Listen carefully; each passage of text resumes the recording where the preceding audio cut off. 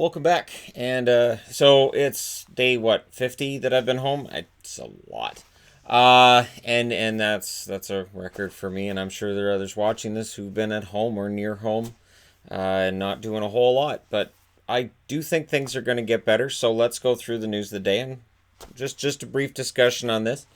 Mid to late May is where the NHL is targeting reopening facilities, and there's certainly been a lot of talk from the NHLPA, and I get it.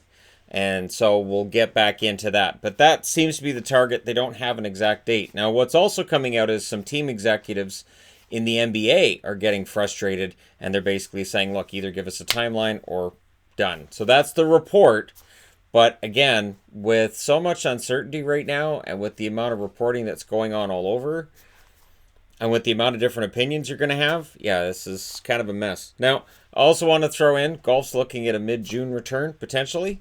And of course, we know NASCAR is looking at some form of a return. These are sports that it's easier to have a safe environment than it is, of course, for team sports. Not that there aren't teams with NASCAR. I know there's teams of people with the crews. It's just it's a little bit different than hockey or basketball or even baseball and football. Signing news from today. A couple of higher draft picks, second rounders actually.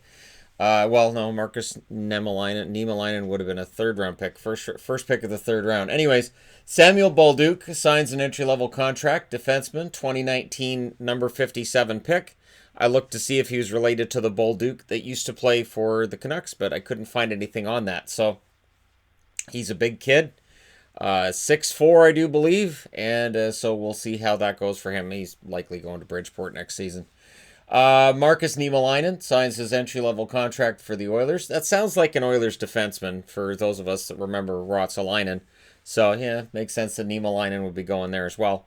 2016 pick, number 63 overall. So, since he was a pick 4 years ago, he's far more likely to be ready to get some games at the NHL level than Bolduc right out of the gate. So we'll see what they do, but I do like what Edmonton's been doing. That's the reason I'm wearing an Oilers jersey for this news video, because why not? The Oilers are doing some fun stuff.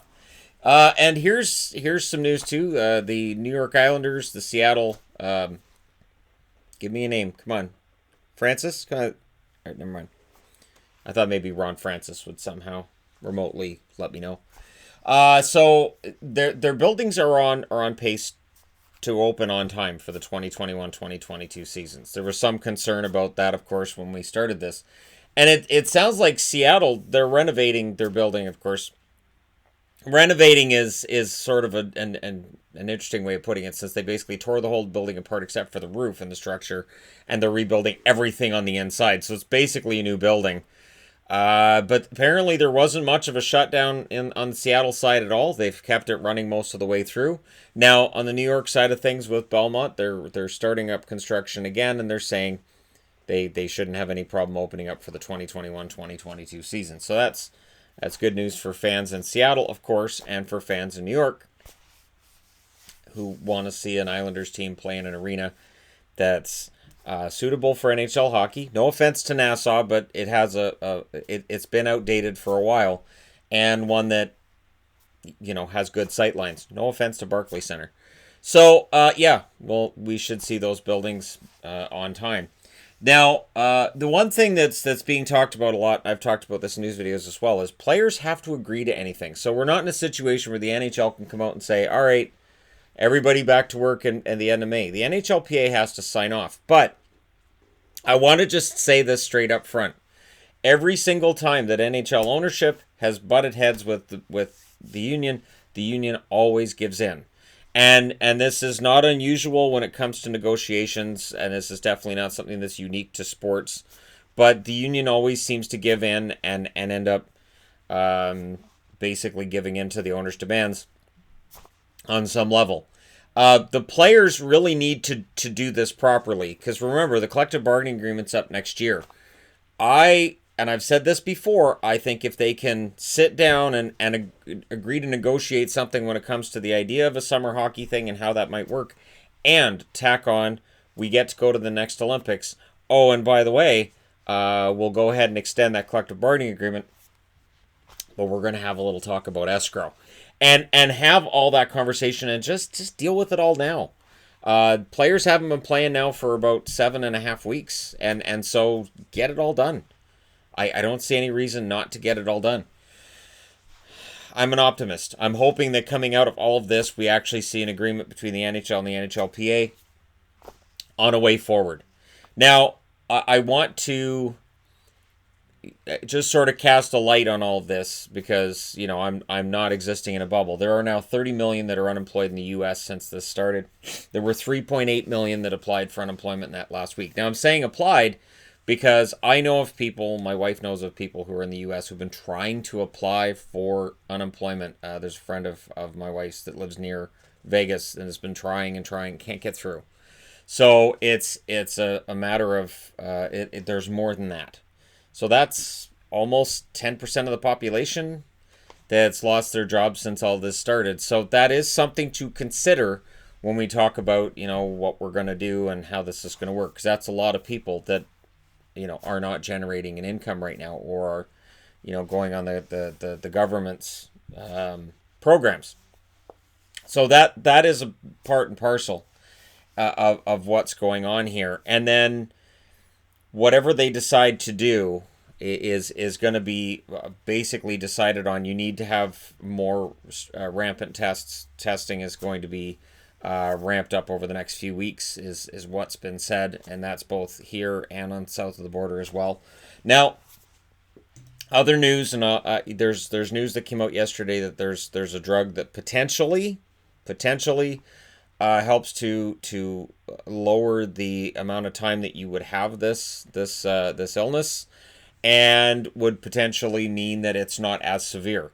And so they're ramping up the testing with that as well, and that could be potentially being used regularly, and we'll see what kind of effects that has, because again, there have been some drawbacks with that as well, but we'll see whether or not that actually helps. And again, if that's in place within the next few weeks, and again, this is on the American side of the border, that could change some of the conversation. But the news that's out there too is that there is the potential for that vaccine thing, that Oxford may very well have one that's available by the end of the year. They're ramping up testing. Again, they're doing this at a really rapid rate.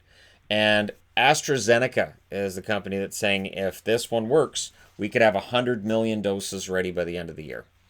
So I know it's all doom and gloom out there, and I know I play devil's advocate where I say, hey, we may never have one. It might be years, but there are reasons to think that there's positives that can be had out of this. And this is why, I've mentioned this, that there isn't really a pressure to just shut everything down on a sporting level, because things can change quickly. There are a lot of science-minded people who are working round the clock on trying to figure this out. So I have great hope and great optimism, because those people are doing all their work. I'm here doing mine.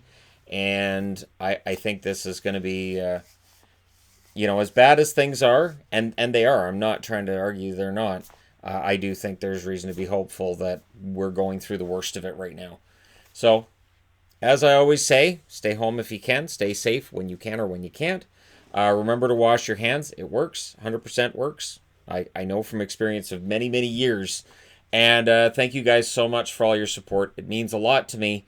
And especially during a time like this, it's very important that we have some sense of normalcy at different points during the day, where you just sort of have those moments. And so I'm glad to provide that for people. If I do that for you, I'm glad to provide it, and I will continue to provide it daily. Thank you guys so much for all your support. I will talk to you again soon.